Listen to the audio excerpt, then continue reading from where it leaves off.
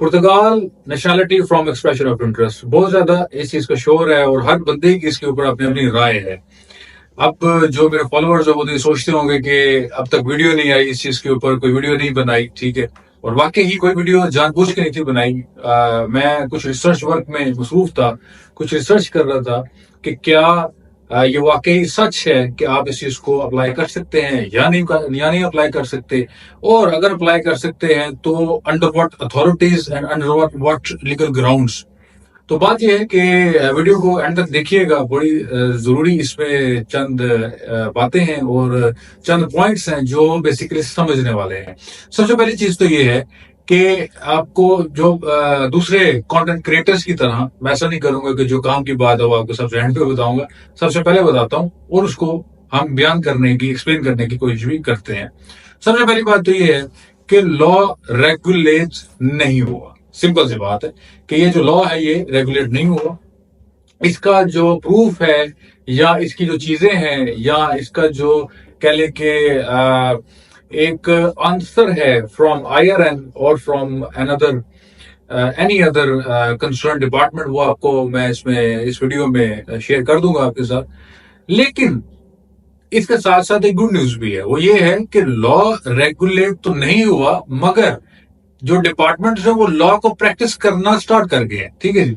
अब प्रैक्टिस वो जो है वो किस ग्राउंड पे कर रहे हैं या वो प्रैक्टिस क्यों कर रहे हैं या उनको ये लॉ प्रैक्टिस करने की इजाजत भी है या नहीं है, सवाल बेसिकली ये है।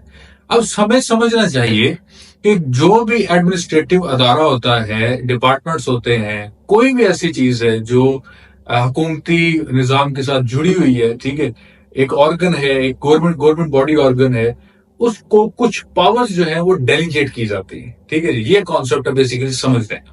उसको पावर्स डेलीगेट की जाती है कि इन केस ऑफ नीड, ठीक है, जो कानून रेगुलेट नहीं हुए, अगर जरूरत है तो आप उन कानून के ऊपर रहते हुए उन कानून के जो शराइत हैं या कोई भी ऐसी चीज है आप उनको प्रैक्टिस कर सकते हैं, आप उनको लागू कर सकते हैं।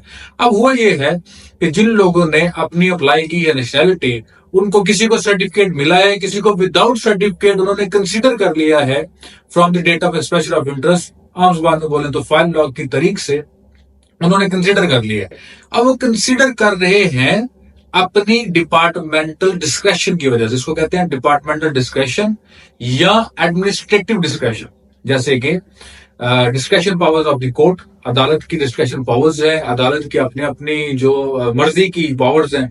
इसी तरह एडमिनिस्ट्रेटिव डिपार्टमेंट्स जो होते हैं उनके पास भी अपनी अपनी डिस्क्रेशन पावर्स होती हैं जो डेलीगेट की जाती हैं फ्रॉम द गवर्नमेंट, ठीक है। तो जो डिपार्टमेंट इस वक्त आपको दे रहे हैं नेशनलिटी का टाइम, आपका कंसिडर कर रहे हैं from the date of expression of interest, law regulate नहीं है, लेकिन वो अपनी डिस्क्रिप्शन पावर को यूज करते हुए, जो डेलीगेटेड पावर्स है उनको यूज करते हुए आपको ये सहूलत जो है दे रहे हैं। सहूलत कह लें या आपकी मुश्किल को आसान करना कह लें, क्योंकि मैं उन लोगों को भी जानता हूँ जो 6-6, 7-7, 8-8 साल से यहाँ पे बैठे हुए हैं और अपनी नेशनलिटी का इंतजार कर रहे हैं। तो चीज ये है कि अभी इन हालात में आपको करना क्या चाहिए, सवाल ये उठता है। दूसरा, इन हालात में आपको करना ये चाहिए, इसका जवाब ये है कि आप अपने चांसेस को टेक करें। इंग्लिश में इसको कहते हैं टेक योर चांसेस, ठीक है। आप अपने चांसेस को टेक करें, आप अप्लाई करें। अगर तो आपको इन्होंने कंसिडर कर लिया पावर्स को यूज करते हुए तो बहुत बड़ी बात है, ठीक है। और अगर ना किया तो कम से कम आपको मलाल नहीं रहेगा, कोई किसी किस्म का जो रिग्रेट है वो नहीं रहेगा, पछतावा नहीं रहेगा कि यार मैं हो सकता है अप्लाई कर लेता तो मुझे भी ये कंसिडर कर लेते। तो आप जो लोग अपना टाइम नोट करते हैं उनको पता चल गया है कि हमारा जो वक्त है वो मुकम्मल हो चुका है from the date of expression of interest, उनको चाहिए कि वो अप्लाई कर दे। एप्लीकेशन तो हर एक का राइट है ना कि आप एप्लीकेशन तो दे सकते हैं सर्टिफिकेट के लिए भी और नेशनलिटी के लिए भी, तो अप्लाई कर दें।